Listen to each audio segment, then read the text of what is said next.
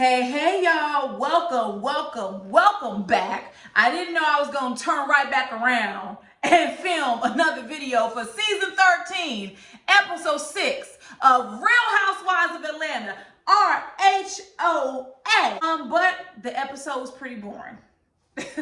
I don't want to keep saying it, you all, because I know that has to be annoying to listen to, but the episode was pretty boring, so I'm gonna pull out what I can. It ain't gonna be much, so here we go. First, we open up with Cynthia and Mike. They are discussing their wedding. Cynthia, for some reason, didn't think that by her inviting 250 people, irresponsibly might I add, that 250 people would RSVP. So here's the thing. It's funny because did y'all catch Cynthia in a lie? Cynthia tried to say to Mike that we discussed that because it was COVID that people wouldn't RSVP. And Mike said, when did we discuss that? Cynthia is trying to get the audience to believe that she was being responsible by planning a wedding in a global pandemic, and she wasn't, period. I don't care how you sugarcoat it. I don't care how you put salt on it. You were irresponsible as hell, Cynthia. You were selfish as hell. You have a global pandemic occurring, and the only thing you can think about is having your wedding on 10/21. I'm not going to allow this wedding to increase my blood pressure. So let me just calm on down. I don't know why she didn't expect people to RSVP. Cynthia is a Bravo celebrity and people want to be on camera. But the gag is Bravo didn't even film it. They thought Bravo was going to film it, but they thought wrong. Moving on. So the big takeaway here in this scene is that Cynthia wants to invite her dad. As you all know, her dad was extremely abusive to her mom, made her mom's life hell, and she's grappling with it because her and her father don't even talk. They've never been close, but she hasn't even talked to him in a couple of years because of the PSA Cynthia's mom did regarding domestic violence for Kenya's event a few years ago. I'm kind of double-minded about this, and I'll speak more when we get to that scene with Noelle and Cynthia's mom. But if Cynthia's not close to him, if they don't talk, if he was abusive to her mom, then why would you invite your mom's abuser to your wedding? Maybe I'm thinking about this wrong, but he abused your mom. You admitted that he wasn't even a part of your life very much after a certain age. What is the need for him to be there? Is it the optics of your father walking you down the aisle?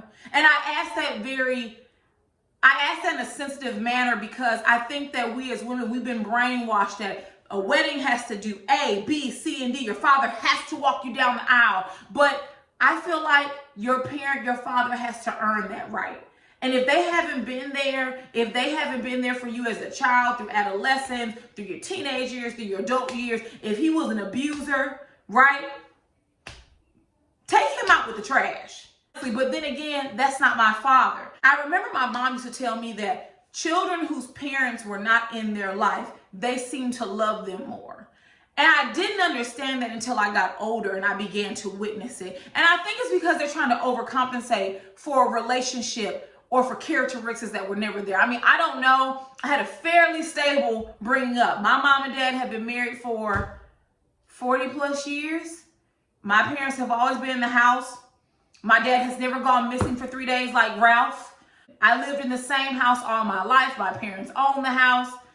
Fairly stable. Doesn't mean we didn't have our issues, but I grew up in a stable environment. So I don't know what it's like to long for a relationship with a parent and not have it. So I can't be too critical of Cynthia, but it just makes me side-eye. Like,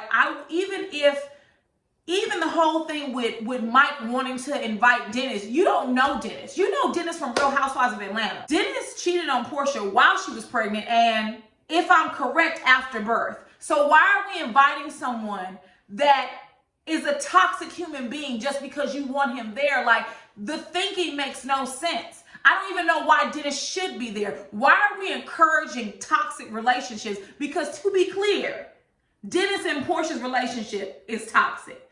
But We'll get to that a little bit later. So we're going to move right on along. Next, we get to Drew and Ralph. Not much to talk about. They're preparing to move. You all know Ralph's father just passed, so they did a balloon release. You all, I don't like Ralph. I just don't like him. You know, that apology, and I think I wrote it down. I apologize for all the agony and pain. You have to love me for who I am. Hell no. Hell, and hell no. And let me tell you why. First of all, agony and pain should not be words that are connected with love. Relationships have rough spots. Any relationship, whether you're married, whether it's a friendship, whether it's a business relationship, an organizational relationship, there's going to be friction somewhere. Humans are imperfect, so because we are operating as imperfect human beings, there are going to be some imperfect things we do.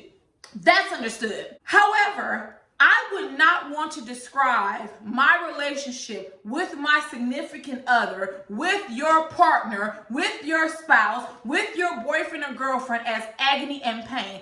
Black women need to stop believing that they have to go through fire in order to be loved. You do not have to go through agony and pain to be loved. Why is it that we have to go through these hills and valleys? No.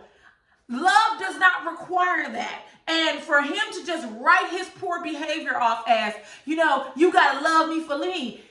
Girl, Drew, he done told you to your face he ain't gonna change. And maybe you're okay with it. Maybe it's just us as the viewing audience, but you shouldn't have had to gone through agony and pain to get to a good version. Hell no. We have to stop encouraging women, especially black women, with that. You deserve better, sis. Get you someone who's going to love you. I want black women to stop bending over backwards for men. So yes, I do have certain standards for my relationship. I'm not finna bend over backwards for love. That's not what we're doing. I'm dedicated. I'm in it to win it. But I should have to experience agony and pain to then be worthy of something. What type of bull swanky is that? Drew, you got a lot on your plate. That Ralph, he's very toxic. Very toxic. And your mama is too, and it's time for her to go. Moving on. Next, we get to Candy segment, and Candy ain't really talking about nothing except she's trying to get Riley's father for child support. Candy, your makeup artist or whoever she was out of line telling you the judge gonna throw it out. What does she know about that? Does she have a law degree? Is she a judge? Is she licensed to practice law? Huh? She needs to mind her business. You need to put the people who work for you in check. That was real rude. The judge just gonna throw it out because you already rich. First of all, skirt, don't count my bread. And as Candy said, I take care of my children and I take care of other people's children. So you need to mind your business, makeup artist. Don't do it. Have some respect for someone you work for. Like, y'all get too comfortable with people because they're black. Like, she would have never said that to a woman who was white that was asking her to do her makeup. Don't do that. That was real rude and irresponsible to say. I would have let you have it and then told you pack your makeup bag and get the hell out. Do not be presumptuous. You're not a lawyer. You're not the judge presiding over the case, so you don't know what you're talking about. Let me move on to this Candy Cares event before I get out of pocket. Candy is planning an event under her Candy Cares organization. It's basically like a food pickup. So we have those here in the city that I live in where an organization will have free food. You drive up, open your trunk, and they put it in there and they drive off. It's to prevent no contact because of COVID, but also to help people. I think it's a wonderful idea. Candy is a rich chick, and so I appreciate her not being thrifty with her money when it counts. To whom much is given, much is required. Service is a necessary. If you've been blessed, you should bless others. So good for Candy. Next, we get to the meeting with Porsha and Cynthia. Y'all know I don't see it for Porsha. And that Ronald McDonald wig she had on, where her hairs was sticking up like this in the top of her head and didn't nobody tell her, horrible. So I meant to say this when I was talking about Drew and her husband. Drew's hair is always horrible. Always a hot mess. I don't know who does her wigs. I don't know who does it. I don't know if she doing it. But baby girl, leave the lace fronts alone. Because, I mean, it just looked like you took a wig and said plop, and that's it. Like, girl, whoever doing your hair, they ain't doing you right. Get someone new on the team after this season, because this ain't your season for hair. Let me go back to Porsha and Cynthia. So Porsha and Cynthia at a restaurant, they're having a conversation. It comes up that Mr. Mike Hill wants Dennis to come to the wedding, which, as I stated earlier, why? You haven't known this man all your life. How long has he known Dennis for him to want to be at a wedding? Your wedding is for close friends and family, not somebody you met a year ago. Porsha claims that she is still not over the affair or affairs that he had, and that she wouldn't feel comfortable if he was at the wedding, which it's understandable, but just last week in episode 5, you were saying how you and Dennis are family and how he's your baby daddy, and if he win, you win. So which one is it? Do you not want to be around him, or do you want to be around him? Or is it that you just want the money you getting from hot dogs? I just want to be clear, because this back and forth that you have, one minute you all are family, the next minute you're not. If you all are family, then you should have no problem with Dennis being at the wedding. Personal opinion. But now all of a sudden, you don't want him there. Okay, Porsha, whatever. Something else I want to point out. While at that conversation, Cynthia says that she wants Porsha and Dennis to work it out because she likes them together. Once again, why do we encourage toxic relationships, right? Tanya does that same bull swanky. Tanya did that last season to Porsha. Oh, I love you and Dennis. Oh, I'm so happy you're going to make it work. Why are you making it work with someone who is cheating on you? Cheating is a form of emotional abuse. You all do know that, right? Right? Because honestly, you never trust the person again, no matter what they do. It's like a personal hell. You're being tortured, right? Why is Cynthia encouraging a relationship that is unhealthy for Porsha? I don't care for Porsha's character on the show, but why are we encouraging bad and toxic relationships to people we call our friends? I want my friends to be healthy. I want them to be happy, whatever that looks like for them. But the last thing I would do is encourage a toxic relationship like the one that Porsha and Dennis has. Dennis has women's names written down his back. How is he a good man? I'm not saying he's the worst, but he's not husband material. He's not relationship material. See, men treat women that way. Oh, I'll sleep with her. I'll go out on a couple of dates with her. But when it's time to marry, she's not the marrying kind. Ladies, start treating these men that way. I'll go on a couple of dates with him. I might entertain him. But when it's time to get married, he's not the marriage kind. Dennis is not marriage material. Hell, I wouldn't even had a baby with him. He's not no type of material. He really isn't for anyone to be encouraging them to get back together. I'm just rather disappointed that Cynthia would do that. But once again, Cynthia is a few fries short of a Happy Meal herself. So what more can we expect? We get to the Candy Cares event, and guess who's on time for the first time ever? Porsha.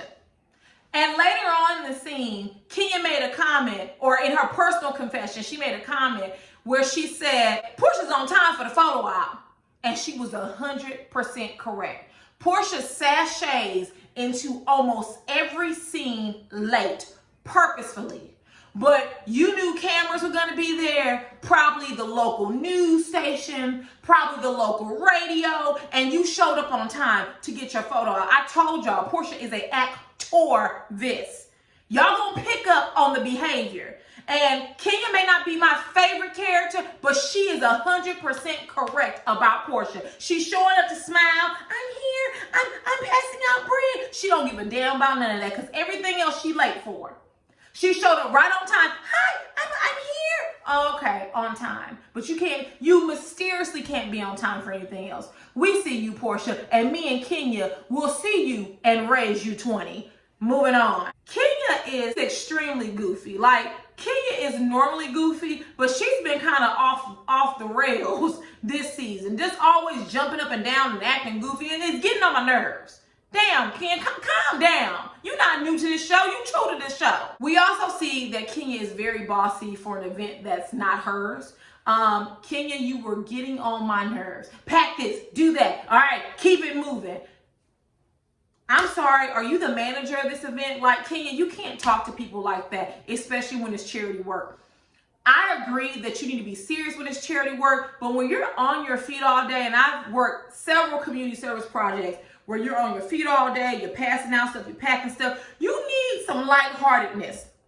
And I get they was yapping them gums too much, but you all are also filming a show, so all this bossiness of you telling people what to do, Kenya, calm down, sis. What's wrong? Why you so bossy? You going around there bossing Mark?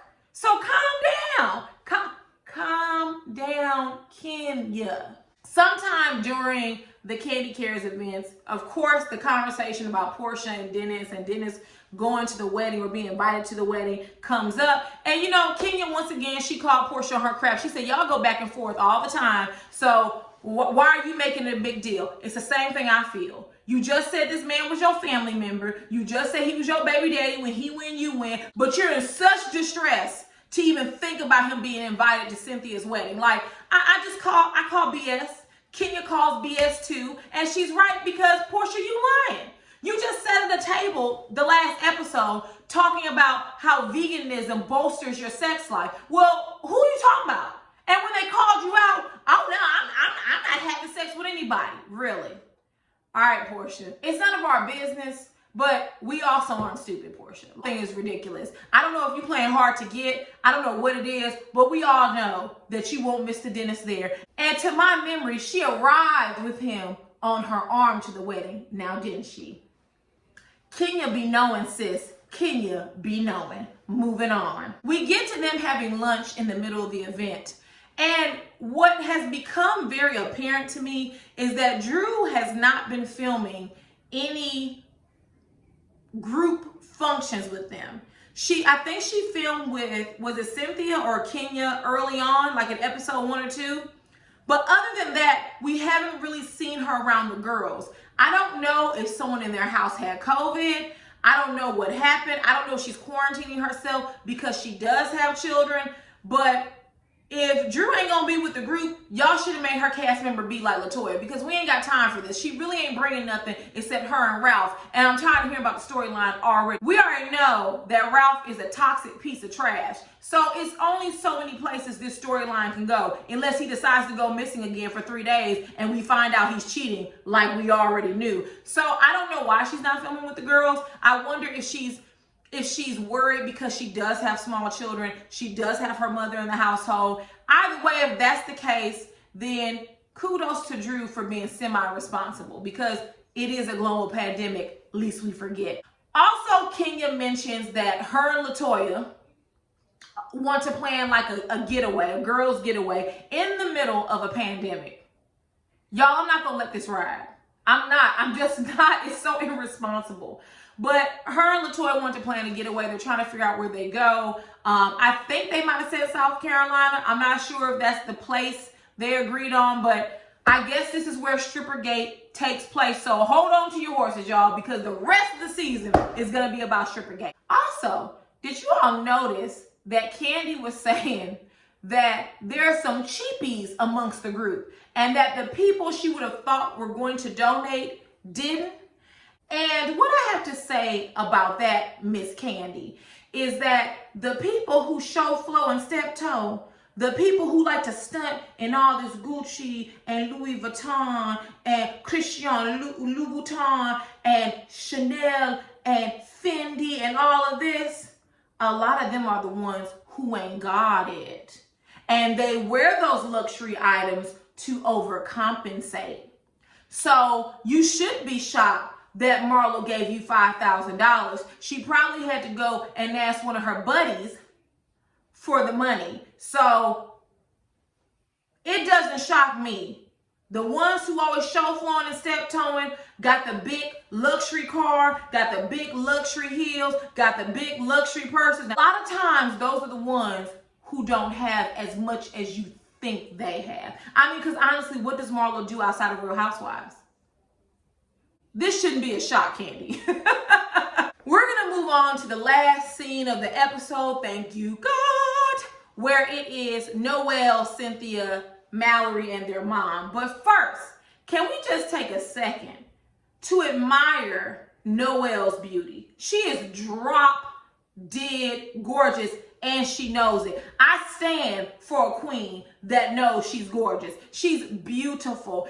She received the best features from Cynthia and Leon. So shout out to Noelle. She just taking pictures and doing selfies. Baby, Miss Noelle, you better do it because you look good. So why not do it? And if people are going to pay you for your looks to be an influencer, why not? They get to Cynthia's mom's house, and long story short, Cynthia breaks it to her mom that she wants her father at the wedding to walk her down the aisle. I am double-minded about this, you all, because on one hand, I think that Cynthia is making a terrible decision to invite her mother's abuser, that happens to be her father, to her wedding. On the other hand, I do believe that Cynthia's mom is mentally and emotionally abusive in ways. And I think that she uses guilt in an attempt to get things to sway her way. And we've seen her do it with Cynthia several times throughout the years. That doesn't negate the fact that she's been abused, but it also kind of sheds some light that she went from being the victim to an abuser herself. I agree with Noelle and her mom that her father should not be there. Her father was not in her life for the most part. Her mother struggled and took care of them. But Cynthia reveals that she feels terrible that her mother ever gave birth to her, because her mother could have did anything in life, and when she basically had Cynthia, it trapped her with this man. So there's an extreme amount of guilt there that Cynthia shouldn't have, and it makes me consider, what type of conversations has Cynthia and her mom had? I can totally picture Cynthia's mom saying something along that lines, like, I could have been doing anything, but I gave birth to y'all. I raised you all. Parents sometimes have the bad habit of guilt tripping their children, and that's a form of abuse. It shouldn't be done. You made your decisions when you were an adult, and you have to live with them. However hard or uncomfortable they may be, all of us will have to. All of us will have to, right? I just feel like there's a bit of manipulation going on with Cynthia's mom. I don't feel like her father should be invited to the wedding. I do feel like she should consider her mother's feelings in this instance, but I also feel like there's a bit of manipulation going on with Cynthia's mom. That's how I feel. In terms of the PSA, I think Cynthia's mom is far more intelligent than what Cynthia is probably giving her mother credit to, because you walked in a room with cameras, with producers, you were told to go or cut, things of that nature. You had to know this was going to appear somewhere. I think what Cynthia's mom is experiencing or has experienced is embarrassment, because people tend not to believe domestic violence survivors. They tend not to believe survivors of rape.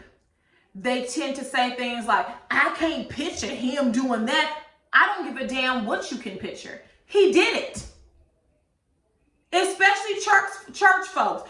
He's a man of God. Is he? Is he a man of God? How do you know that? Because he goes to church and runs up and down the aisle and rolls around and sings? We have to stop believing people based upon their societal performance.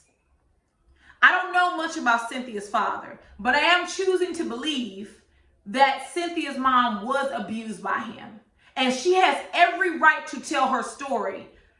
Be damned of what any folks in Alabama or wherever he's at, Mississippi, whatever, believe or don't believe. because he's showing them one personality and he's showing her, or he has shown her, a different one. And I think that her mother wasn't prepared to deal with the backlash. And so now she's angry at the father, but then she's angry at Cynthia, and she wanted Cynthia to apologize. And that's where I saw the manipulation. Like, Cynthia apologized, her mother said, thank you. I know it's a sensitive topic, but I feel both ways about it, that her father shouldn't be at the wedding, but that Cynthia's mother actually has done a fine job at manipulating Cynthia. I don't know much about Mallory because Mallory's not on the show, but her mother has mastered being able to guilt trip Cynthia and being able to manipulate her into doing what she wants. I appreciate that Noelle stood up for her grandmother, but I think Noelle, y'all got to see that y'all grandmother full of it too. She has issues. She has issues that she hasn't healed from, and probably at this age never will. And it's sad. Like, it's really sad to see her mother at that point, because her mother always seems so passive aggressive, so on edge. But if I lived a life of abuse and abandonment, I would probably be the same way. So it's no judgment. It's just more of pity and sorrow, because these things happen to her and she's never received the proper help that she'll need to move past it. I can't say that the episode ended on a high note, but it did end on a deep one. That's all I have, y'all. I don't have anything else. I hope you enjoyed this review. I will see you all in a little bit. Bye. Bye, y'all.